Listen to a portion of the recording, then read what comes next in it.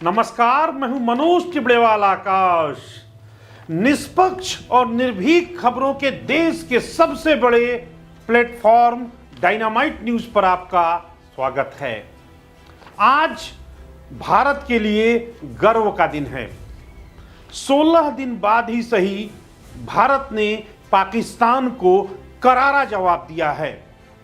Operation सिंदूर के नाम से बीती आधी रात को पाकिस्तान को भारतीय सेना ने करारा जवाब दिया है। हम आपको सिलसिलेवार तरीके से बताएंगे कि पहलगाम हमले का बदला ऑपरेशन सिंदूर के जरिए भारतीय सेना ने कैसे लिया, कल आधी रात से इस वक्त कब कब क्या हुआ और अब आगे क्या होने जा रहा है। भारतीय सेना के प्रवक्ता ने आधिकारिक तौर पर नई दिल्ली में पत्रकारों से बातचीत करते हुए बताया कि बीती आधी रात को 7 मिनट में 1:04 से 1:11 तक के बीच में कुल 7 मिनट में पाकिस्तान के अंदर घुस करके पाकिस्तान के 9 बड़े आतंकी अड्डों को समाप्त कर दिया, जमींदोज कर दिया, मिट्टी में मिला दिया। यह सेना की पूरी कार्रवाई 25 मिनट तक चली। इसके बाद भारतीय सेना के वीर साहसी जवान अपनी देश भारत की सीमा में सब कुछ कुशलतापूर्वक निपटाकर वापस लौट आए और पाकिस्तान भारतीय सेना के रणबांकुरों का बाल बांका भी नहीं कर पाया। सबसे महत्वपूर्ण बात यह है कि आतंकवादी मसूद अजहर के परिवार के 10 बेहद खास करीबी लोगों को इस मौत की नींद सुला दिया गया है। बहावलपुर में जैसे मोहम्मद का मुख्यालय और मुरीदके में लश्कर-ए तैयबा का मुख्यालय पूरी तरह नेस्तनाबूद कर दिया गया है। ऑपरेशन सिंदूर को एक बेहद सधी हुई रणनीति के तहत तीनों सेनाओं, भारतीय वायुसेना, थल सेना और नौसेना ने मिलकर के अंजाम दिया और 22 अप्रैल के बर्बर आतंकी हमले का बदला लिया। पहलगाम हमले में भारत के 25 और एक नेपाली निर्दोष नागरिकों की जान गई थी।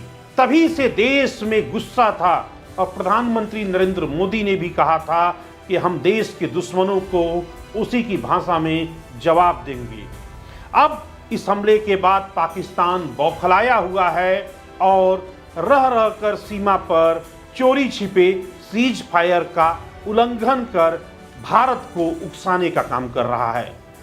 भारत ने साफ किया है कि अगर पाकिस्तान की तरफ से इस हमले के बाद दोबारा कोई और कार्रवाई की गई तो उसका अंजाम भुगतने के लिए पाकिस्तान तैयार रहे।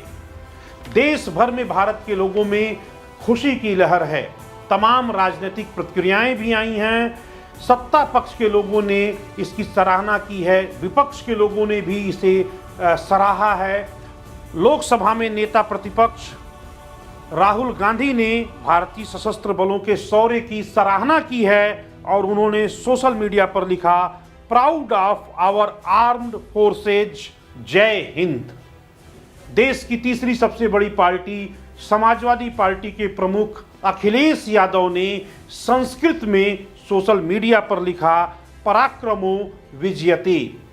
इसका मतलब हुआ पराक्रम की विजय होती है। इस हमले के बाद आज नई दिल्ली में सियासी गलियारों में नॉर्थ ब्लॉक और साउथ ब्लॉक में एक के बाद एक मीटिंगों का दौर चल रहा है। प्रधानमंत्री ने अपने कैबिनेट के सहयोगियों को इसकी जानकारी दी कैबिनेट मीटिंग में। इसके बाद स्वयं राष्ट्रपति से मिले और राष्ट्रपति से मिलकर पूरे ऑपरेशन सिंदूर का ब्यौरा साझा किया।